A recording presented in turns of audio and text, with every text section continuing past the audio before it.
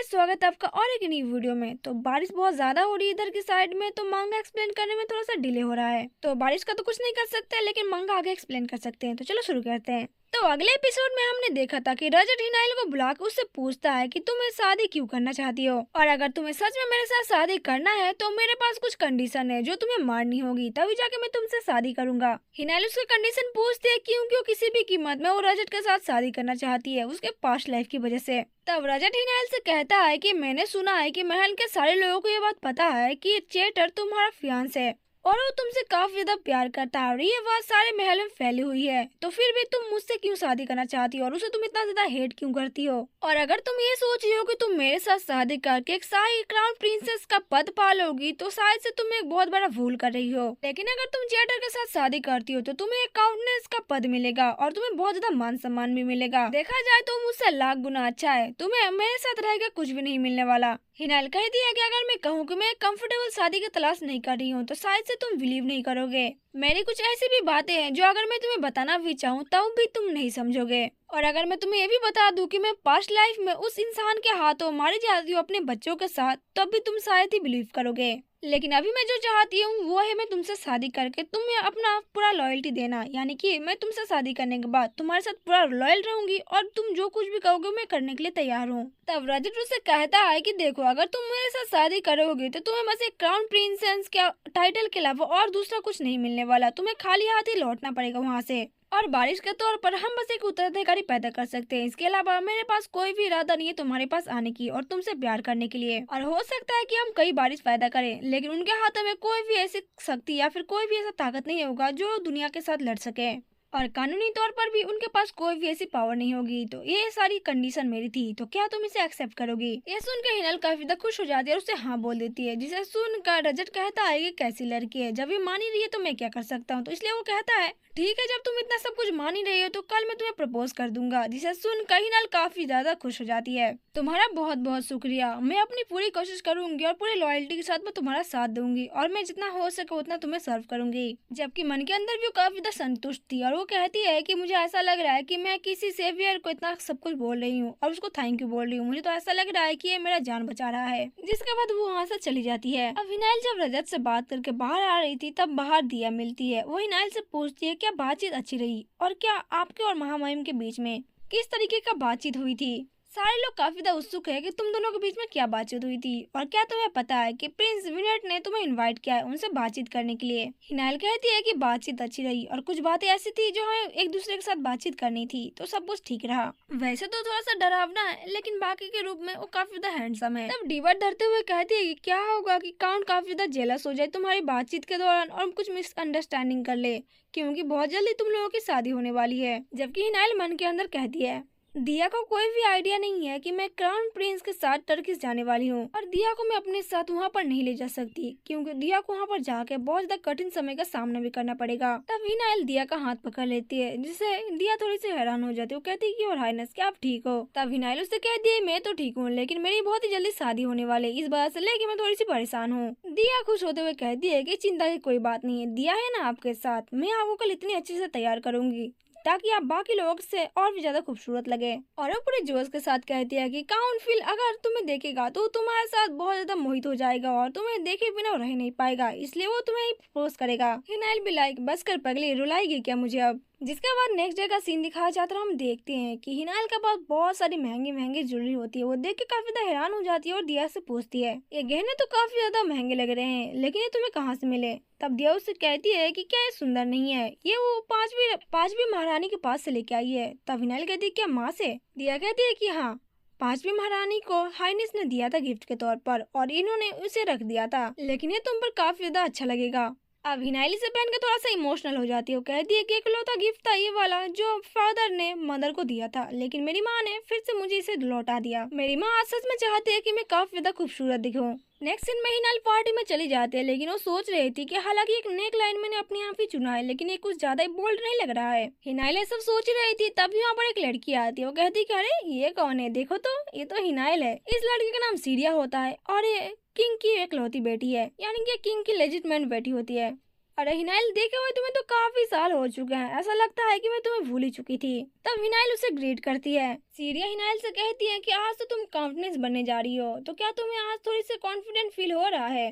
वैसे आज तुमने कुछ अलग तरीके के कपड़े पहना है। जबकि उसके साथ वाले बहनों उसे कहती हैं कि ऐसा लगता है कि उसे डर लग रहा होगा कि क्या पता कि काउंटफिल आज इसे प्रपोज ही ना करे। मेरा मतलब कहने का ये था कि अगर तुम ऐसे गरीबों जैसे कपड़े पहने हुए होती तो क्या पता काउंटफिल का मन थोड़ा सा बदल जाता, जिसके बाद वो उसका मजाक उड़ा के वहां से चली जाती है। हिनाल को यहाँ पर खराब तो लगता है लेकिन वो कुछ बोल नहीं पाती, लेकिन तब भी उसके पीछे चेटर आ जाता है। चेटर उसे देख के कहता है कि अरे मैं आज बहुत ज्यादा थक चुका था, इसलिए मैं तुम्हें पहचान नहीं पाया अभी तक, लेकिन तुम्हें देख के आज लग रहा है कि तुम आज शब्दों से परे लग रही हो। जबकि उसकी गंदी नजर हिनाल के ऊपर थी। हिनाल कहती है अपने मन के अंदर कि मुझे इसका ध्यान अपनी ओर आकर्षण नहीं करना है, और वहाँ से वो बच के जाने की कोशिश कर रही थी। वो कहती है कि हाँ, काफी टाइम हो गया कि हम दोनों एक दूसरे से नहीं मिले काउंटफिल। लेकिन तभी काउंटफिल उसका हाथ जोरों से पकड़ के अपनी ओर खींच लेता है। उसे कहता है कि तुम्हारे हाथों में चोट कैसे लगा?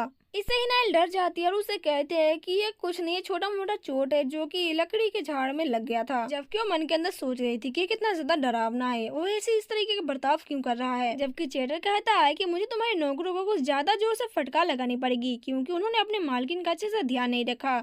अभी तक उसकी मालकिन का शादी भी नहीं हुआ है और ऐसा चोट लगा दिया उन लोगों ने। तब हिनाइल सोच रही थी ये तो बोल ऐसा रहा है जैसे कि मेरी बॉडी इसकी है और वो भी शादी की बात कर रहा है। जबकि चेटर हिनाइल का हाथों को लेकर कहता है कि तुम्हारी नरम नरम मुलायम हाथों में ऐसे दाग अच्छे नहीं लगते, और उसे किस करने वाला होता है। लेकिन हिनाइल अपने हाथों को झटकार के उससे दूर कर लेती है और उसे कहती है कि मुझे पसंद नहीं है। अब इन्हें इस तरीके से देख के आसपास के लोग बातें बनाने लगते हैं कि ये तो काउंट और हिनाइल है, ये दोनों आपस में क्या कर रहे हैं। तब काउंट थोड़ा सा असहज महसूस करने लगता है। वो कहता है कि अगर इस तरीके से अगर वो करेगा तो थोड़ा सा गड़बड़ हो सकता है, इसलिए वो हिनाइल को कहता है क्या मैंने कुछ ऐसा कर दिया जो तुम्हें थोड़ा सा बुरा लग रहा है। अब इससे पहले कि हिनाइल वहाँ पर कुछ बोल पाती तभी वहाँ पर एक आवाज आती है, क्या रे ये तो हिनाइल है, तुम यहाँ पर क्या कर रही हो? हम देखते हैं कि ये और कोई नहीं, ये रजत होता है। और रजत हिनाइल को कहता है कि मैं काफी देर से तुम्हें ढूंढ रहा हूँ, लेकिन तुम तो यहाँ पर हो। रजत हिनाइल के पास जाता है, उसके हाथों को पकड़ के कहता है अरे तुम्हारे हाथों में तो चोट लग गई, ये सिर्फ मेरी वजह से हुआ है ना। जिसके बाद उसके हाथों को लेकर किस करता है, और इस बार हिनाइल अपने हाथों को झटकती भी नहीं है, जिसे देखकर चेटर काफी ज्यादा गुस्सा हो जाता है और तुरंत ही उसके हाथों से छीन लेता है। इस बात पर रजत काफी ज्यादा गुस्सा हो जाता है, उसे कहता है कि तुम कर क्या रहे हो। चेटर कहता है कि सेलर का नियम कानून नॉर्थ से बिल्कुल अलग है। सेलर में तुम ऐसे ही किसी का हाथ को किस नहीं कर सकते जब तक वो बंदा तुम्हारे कोई करीब ना हो, इसे दुराचार माना जाएगा यहाँ पर,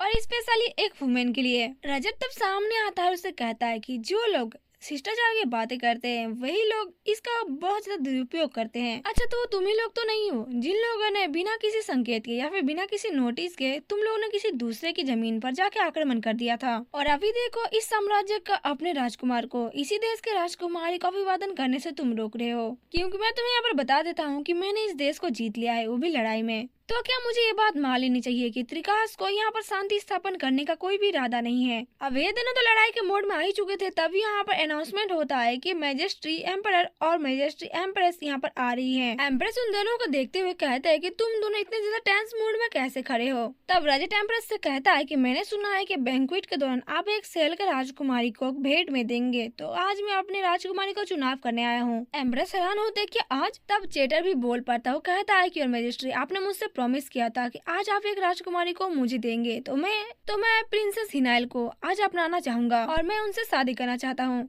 जबकि ये बात सुन के हिनाइल थोड़ी सी परेशान हो जाती है। मुझे तो पता ही नहीं था कि इस कमीने ने मेरे पापा से पहले से ही प्रॉमिस कर रखा था। तब रजत कहता है कि यार तुमने तो बहुत ज्यादा देर कर दी, लेकिन मैंने पहले ही अपनी राजकुमारी को चुन लिया था। तब एम्प्रेस कहते हैं क्या तुम दोनों हिनाइल को चाहते हो? चेटर कहता है कि और मैजेस्टी ये वही वुमन है जिससे मैं प्यार करता हूँ और मैं इससे शादी करना चाहता हूँ, मैंने पहले से आपसे परमिशन ले रखा था। रजत कहता है लेकिन ऐसा नहीं है, क्या वो उन 5 राजकुमारियों में से एक का नहीं था जो तुम चुनने वाले थे?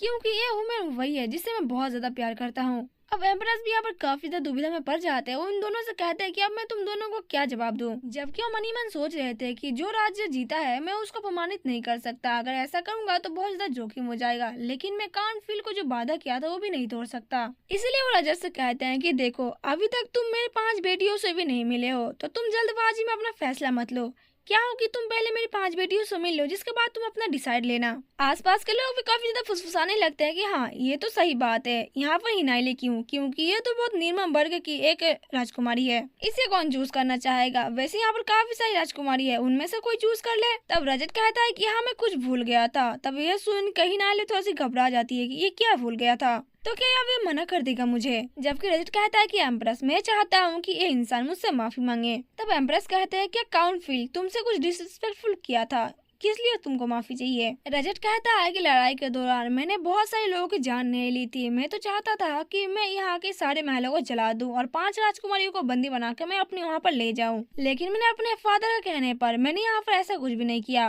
और जब मैं 5 राजकुमारियों में से मैं किसी एक को जिससे मैं प्यार करता हूँ उसे चुनना जा रहा हूँ, तो उन्होंने मुझे बीच में ही रोक दिया। लड़ाई में हारा हुआ काउंटफील्ड मुझे अपनी ओर उंगली उठा रहा है, मेरी बात बीच में काट रहा है और मुझे यहाँ पर नीचा दिखाने की कोशिश कर रहा है। इसकी इतनी हिम्मत किसने दी।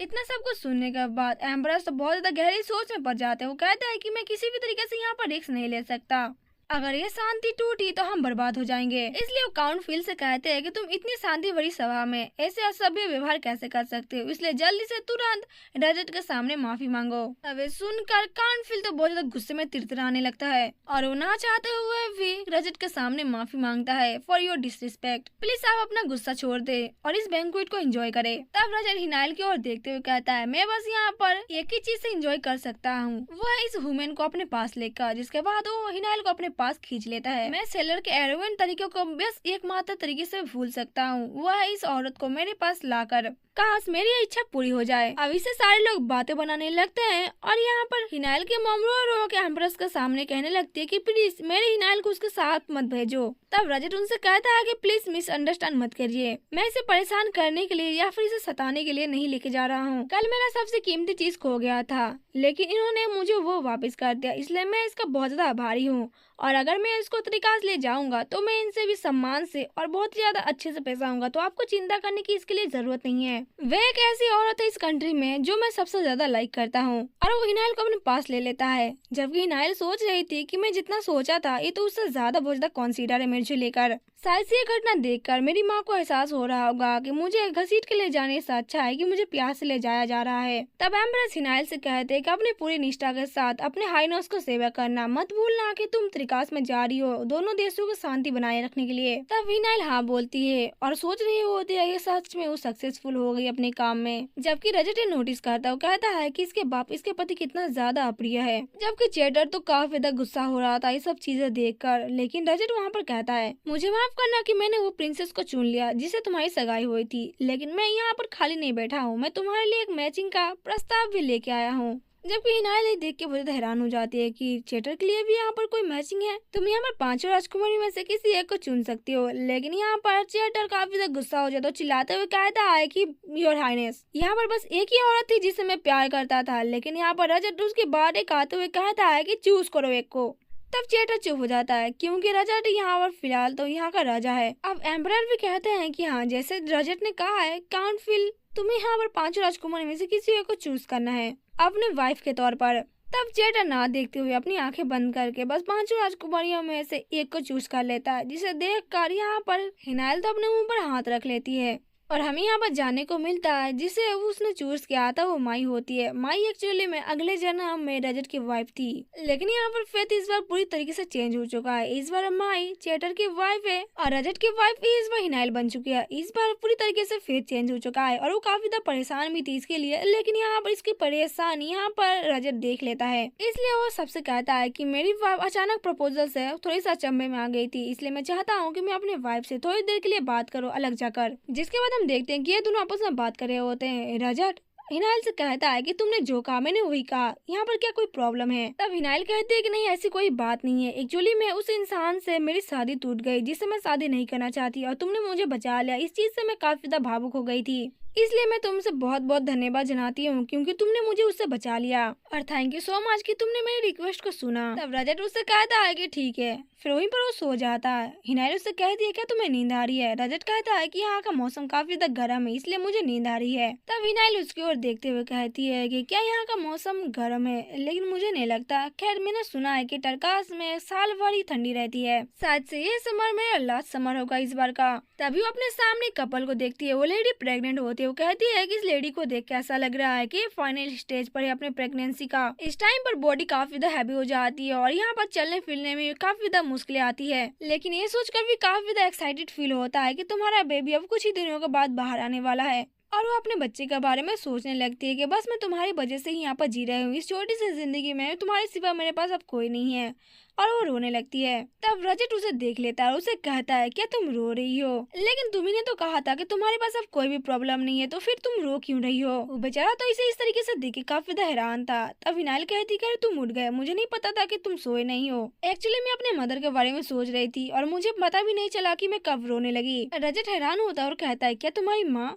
क्या औरत जब मैंने तुम्हें प्रपोज किया था वो रखेल जो मना कर रही थी मुझे तुमसे शादी करने के लिए, वो क्या तुम्हारी माँ थी जो पूरी तरीके से पीली पड़ गई थी? तब हिनाइल कहते हैं क्या वो मेरी माँ थी, मुझे उनके बारे में काफी ज्यादा चिंता हो रही थी। मेरी माँ यहाँ पर मैड थी, लेकिन जब मैंने जन्म लिया था वो एक रखेल बन गई। मुझे पता है कि एम्प्रेस की कृपा मेरी माँ के ऊपर नहीं पड़ेगी। मुझे इस बारे में चिंता है कि मेरे जाने के बाद मेरी माँ को कितना ज्यादा कष्ट उठाना पड़ेगा। तब रजत बड़े ध्यान से सुन रहा था और उसे कहता है क्या इसलिए वो तुम्हें हाफ प्रिंसेस कहते हैं क्योंकि तुम्हारी माँ एक यहाँ की एक नौकरानी थी? हिनाइल हाँ कहती है, जबकि वो रजत की ओर देखते हुए सोच रही थी कि ये तो मेरी पूरी बातें सुन रहा था। लेकिन यहाँ पर रजत अपना मुंह फेर लेता है और कहता है कि मुझे ये फैक्ट बिल्कुल भी पसंद नहीं आया। तब विनाइल सुनकर मायूस हो जाती है और वो सोच रही थी कि शायद से रजत को उसका हाफ प्रिंसेस होना पसंद नहीं आ रहा, लेकिन बात तो अलग था। अब विनाइल काफी ज्यादा दुविधा में पड़ जाती है। वो सोच रही थी कि शायद से उसे रजत को ऐसा बातें नहीं बतानी चाहिए थी, लेकिन अगर मैं इसे अपने आप से ये बातें नहीं बताती फिर भी उसे कहीं ना कहीं से पता चल जाता तो क्या है मुझे अब इस तरीके का नाटक करने को कहेगा कि जैसा कि हमारे बीच कभी कुछ हुआ ही नहीं हो। अब वो बेचारी काफी उल्टा सीधा सोच रही थी कि अब रजत शायद से उसे नकार देगा, लेकिन तभी रजत उसे कहता है ऐसा लगता है किंग बनने के बाद जो पावर उसके पास आई है उसका वो गलत इस्तेमाल कर रहा है। एक लड़की को जबरदस्ती अपने कमरे में बैठाकर उसका गलत इस्तेमाल करना, वो भी उसके खिलाफ, ये एक कमीना था। और इतना सब कुछ करने के बावजूद भी जब एक प्रिंसेस पैदा होती है तब उसको और उसकी माँ को सारी कठिनाइयों का सामना करना पड़ रहा है, जबकि असली कारण कोई और ही है और दोस्त किसी और को दिया जा रहा है। जबकि इसकी बातें सुनकर हिनाइल काफी ज्यादा हैरान थी। उसने सोचा नहीं था कि वो ऐसा कुछ बोलेगा। जबकि रजत हिनाइल से कहता है कि मुझे यहाँ का मौसम, यहाँ का देश, यहाँ की संस्कृति और यहाँ तक कि यहाँ के लोग मुझे बिल्कुल भी पसंद नहीं आ रहे हैं। इस देश में ऐसा कुछ खास नहीं है जिसे मैं पसंद करूँ। तो शादी समारोह के बाद हम तुरंत यहाँ से निकल जाएंगे, तो जितना हो सके तुम अपने माँ के साथ अपना टाइम स्पेंड कर लो, क्योंकि एक बार अगर मैं विकास के लिए निकल गया तो फिर यहाँ पर आने का मेरा कोई भी इरादा नहीं है। और फिर वो हिनाइल की तरफ अपना हाथ बढ़ाते हुए कहता है कि चलो आज का दिन खत्म करते हैं, वैसे भी बाहर बहुत ज्यादा गर्मी है। जबकि हिनाइल तो उसे हैरानी से घूर घूर कर देखे जा रही थी। रजत उसे कहता है क्या यहाँ पर सेलर में कोई ऐसा फंक्शन नहीं है, संस्कृति नहीं है जिसे यहाँ पर मनाया जाता हो? वैसे तुम मुझे इसे घूर घूर के क्यों देख रही हो?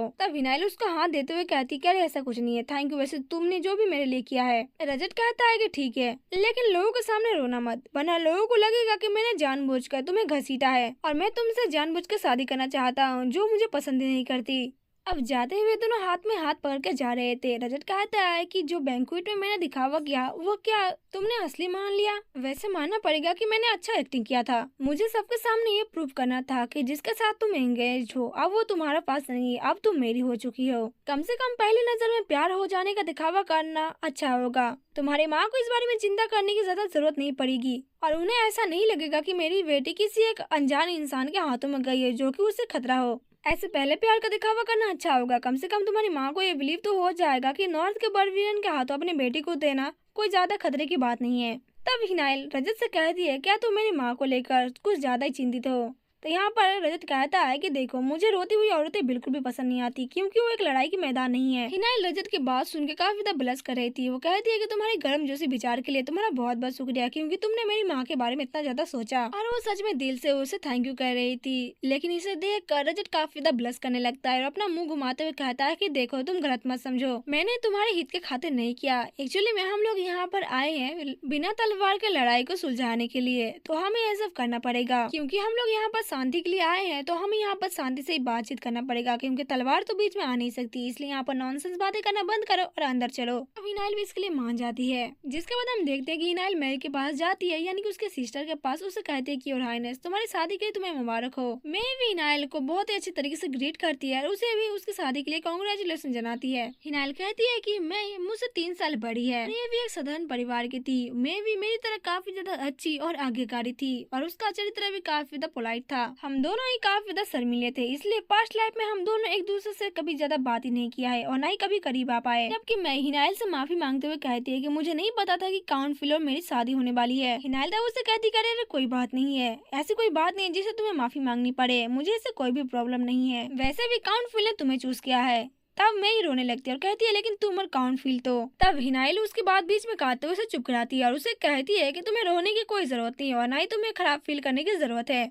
मेरी शादी रजत से होने वाली है, इससे मैं काफी ज्यादा खुश हूँ और तुम्हें रोमांस के बारे में चिंता करने की जरूरत नहीं है। एक्चुअली में तुम काफी ज्यादा सरप्राइज हो चुकी हो, अचानक से काउंट फील के साथ तुम्हारी शादी जो तय हो गई। तब मैं हिनाइल से कहती है कि एक्चुअली मैं काफी ज्यादा हैरान भी थी और काफी ज्यादा खुश भी थी। मैं काफी समय से चाहती थी कि काउंट फील जैसे इंसान के साथ मेरी कभी शादी हो। हिनाइल कहती है अच्छा तो ऐसी बात है। तब मैं काफी ज्यादा शर्माने लगती हूँ, अपने मुंह के ऊपर हाथ रखते हुए कहते हैं कि हाँ ये सही बात है, मैं काफी समय से एक ड्रीम देख रही थी, लेकिन मुझे नहीं पता था कि ये सपना मेरा सच होने वाला है। तब हिनाइल मैं की ओर देखते हुए कहती है ये तो अच्छी बात है कि मैं चैटर के साथ एक तरफा प्यार में थी, तो क्या ये बेहतर चीज नहीं हो गया? वैसे अगर हमारे भाग्य ना बदले या फिर सेम उसी तरीके से चीजें काम करे जैसे मेरे साथ किया था, तो क्या फिर मैं भी उस तरीके से मारी जाएगी? अब हिनाइल ये सब सोच रही थी, तब यहाँ पर चेटर आता है और हिनाइल से कहता है कि मैं तुमसे थोड़ी देर के लिए बातचीत करना चाहता हूँ, थोड़ी सी अकेले और शांति जगह में। अब वे दोनों एक शांति भरी जगह पर जाते हैं। तब यहाँ पर हिनाइल काउंट फील से कहती है कि शादी के लिए बहुत बहुत मुबारक हो, हमारे मेई को ध्यान रखना थोड़ा। तब चेटर हिनाइल से कहता है कि मैं यहाँ पर तुम्हारा कांग्रेचुलेशन सुनने के लिए नहीं आया हूँ, मैं यहाँ पर आया हूँ, मैं यहाँ पर तुमको जीतने के लिए आया हूँ।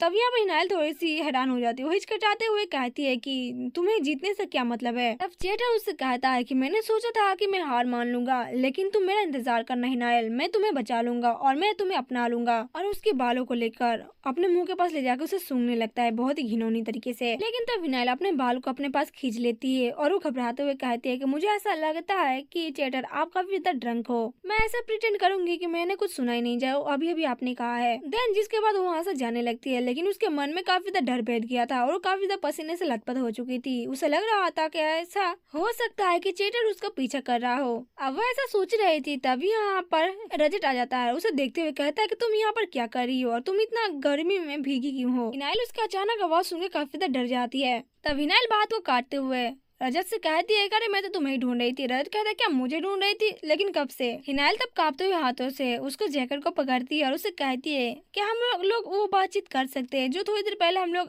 बात को आधी उधरी छोड़ा था, वो कांपते हुए आवाज में कह रही थी। रजत कहता है कि तुम किस बारे में बातचीत कर रही हो, मुझे तो कुछ समझ में ही नहीं आ रहा है। अब हिनाइल के पास तो कोई आंसर था नहीं, इसलिए वो मैं कहना चाहती थी कि मुझे समझ में नहीं आ रहा। लेकिन तब रजत देख लेता है कि दूर से ही काउंट फील उसके ऊपर नजर रखे था। रजत कहता है कि अच्छा दूसरी की बीवी पर नजर रखना ये क्या शोभा देता है, अब मुझे इसे दिखाना ही पड़ेगा कि कौन यहाँ का मास्टर है, मुझे तब उसको एक अच्छा सा सबक सिखाना है। तब वो हिनाइल से कहता है कि अपना हाथ देना जरा। हिनाइल भी थोड़ा सा हिचकिचाती है, लेकिन कहते हैं हाँ बिल्कुल। इसलिए अब रजत एम्प्रेस के पास जाता है, उनसे पूछता है क्या मैं अपनी होने वाली वाइफ के साथ डांस कर सकता हूँ, क्योंकि मेरी वाइफ काफी ज्यादा बोर हो रही है। एम्प्रेस उसे कहते हैं इससे और अच्छा क्या हो सकता है, तुम दोनों आराम से वहाँ पर डांस करो, ये न्यू वाइफ कपल के लिए काफी अच्छा है। लेकिन तब रजत कहता है कि कैसा हो कि दो जोड़े जो भी शादी करने वाले हैं वो एक साथ डांस करे, तो ऐसा लगा कि दो दोस्तों के बीच में शांति का प्रतीक बनने जा रहा है। इससे चेटर तो काफी ज्यादा गुस्सा होता है, लेकिन उसके पास दूसरा कोई ऑप्शन नहीं था। जिसके बाद डांस समारोह स्टार्ट होता है और दोनों जोड़े साथ साथ में डांस करने लग जाते हैं। हिनाइल अब सोच रही थी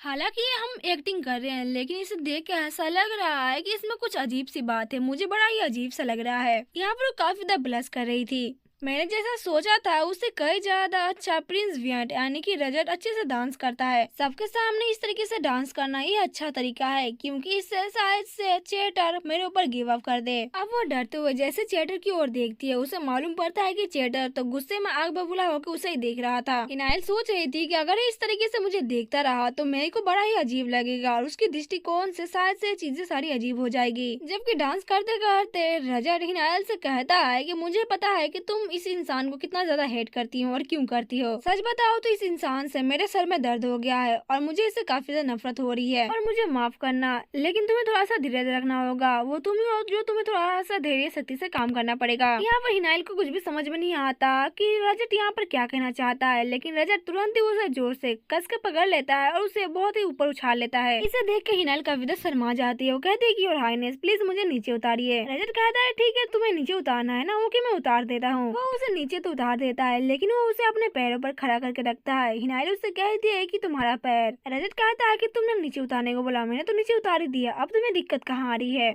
हिनाइल मैं तुम्हें काफी ज्यादा क्लोज से देखना चाहता हूँ। अब ये बात सुनकर हिनाइल तो काफी ज्यादा ब्लश करने लगती है। बाकी सारे लोग बहुत ज्यादा बुदबुदाने लगते हैं और कहते हैं देखो नॉर्थ के लोग तो काफी ज्यादा बोल्ड होते हैं। वो किस तरीके से एक दूसरे से बातें कर रहे हैं, ऐसा लग रहा है कि जैसे कि दोनों लवर्स हो। लेकिन जब चेटर ये देखता है तो वो काफी ज्यादा गुस्सा हो जाता है और गुस्से में तो आग बबूला हो रहा था। रजत जो करना चाहता था वो ठीक उसने कर लिया था। उसे उसका गुस्सा दिलाना ही मेन इरादा था। और जब रजत देखता है कि चेटर उन लोगों की ओर ही देख रहा था, तब वो हिनाइल को किस कर लेता है।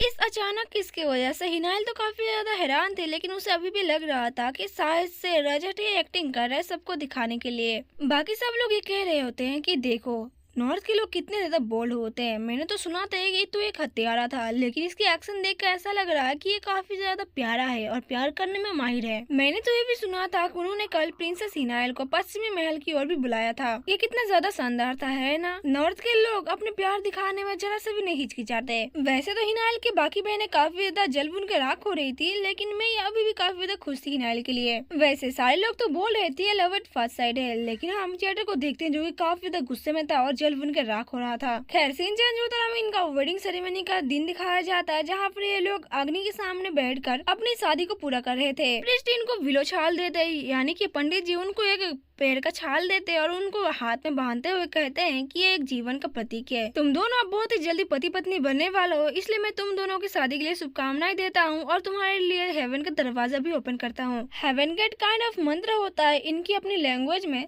यहाँ पर ये सुनकर हिनाइल कहती है कि शायद से वहीं से मेरा बेटा आएगा और इस बार मैं खुद से ही प्रॉमिस करती हूँ जिस दुनिया से मेरा बच्चा आएगा मैं उसे पूरी तरीके से प्रोटेक्ट करूंगी और मैं किसी तरीके से उसे खोना नहीं चाहूंगी, किसी भी हालत में नहीं। ये सोचते हुए उसके हाथ काफी ज्यादा कांप रहे थे और काफी ज्यादा घबरा रही थी। तब रजत उससे कहता है कि क्या बात हो गई, तुम इतना ज्यादा कांप क्यों रही हो। हिनाइल कहती है कि ऐसा कोई भी बात नहीं है, वो तो बस थोड़ी सी नर्वस हो गई थी इसलिए उसके हाथ कांप रहे थे। जबकि प्रीस्ट उनसे कहता है कि ठीक है तब हम शादी का अगला रिचुअल पूरा करते हैं। लेकिन जैसे ही प्रीस्ट अपना रिचुअल पूरा करने जाते हैं उन्हें देखने को मिलता है कि रजत के पूरी बॉडी से एक अलग ही तरीके का ऊर्जा बाहर आ रही थी।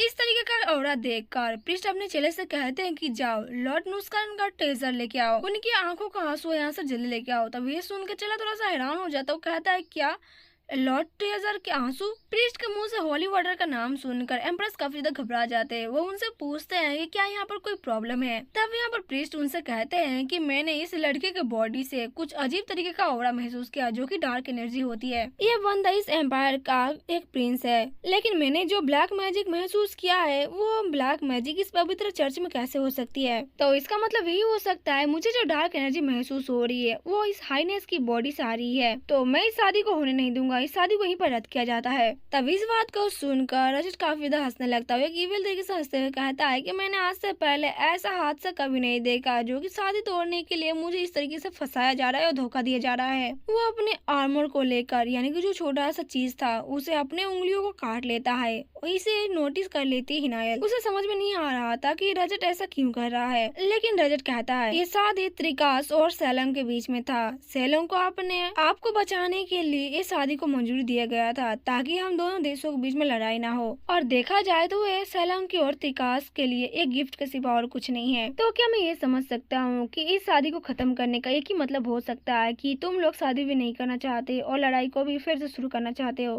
तब प्रीस्ट कहते हैं कि लेकिन लॉर्ड नुस्कान के जो आंसू थे होली आंसू, उन्होंने साबित कर दिया है कि तुम्हारी बॉडी के अंदर कुछ डार्क मैजिक है। तब रजत उनसे कहता है कि अच्छा ऐसी बात है।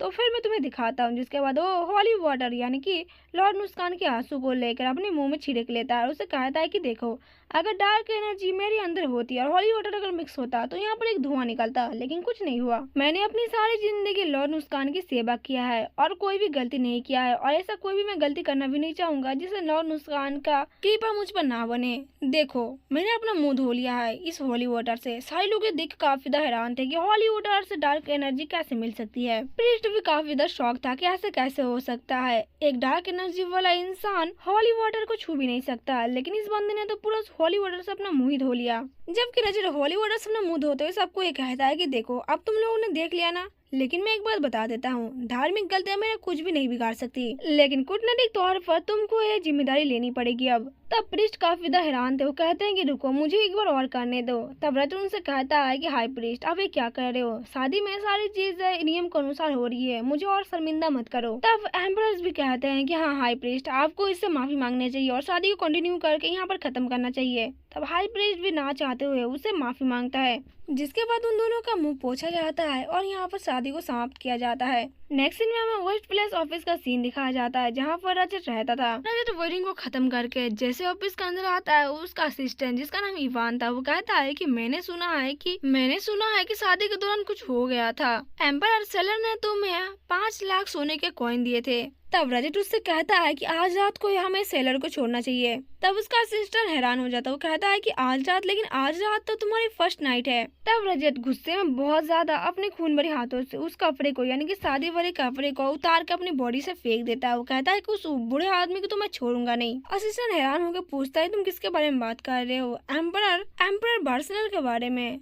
रजत कहता है कि नहीं, उस ओल्ड प्रीस्ट के बारे में। जबकि इवान रजत के हाथों में उसका खून देख लेता है और हैरान हो जाता है। उसे पूछता है कि आपके हाथों में क्या हो गया? तब रजत उससे कहता है कि मेरे चेहरे से काले धुआं निकलने से तो अच्छा है कि मेरे हाथों से खून निकल गया। तब ये बात सुनकर इवान और भी ज्यादा हैरान हो गया। रजत तब एक इविल से स्माइल देते हुए कहता है कि लंबे समय तक देवताओं की सेवा करने के कारण उनमें से बुरी शक्तियां की जो प्रति असाधारण जागरूकता विकसित हो गई थी वो काफी अजीब था। लेकिन उस प्रीस्ट के बारे में कहना पड़ेगा, उसके पास तीव्र अनुभूति की भावना है। उस प्रीस्ट के पास कुछ तो ताकत है। उन्होंने मेरी शारीरिक स्थिति में जो अलग पहचान थी उन्होंने तुरंत ही पहचान लिया, और मेरी बॉडी के अंदर जो ब्लैक मैजिक का ऑरा बह रहा है उन्होंने तुरंत ही पकड़ लिया।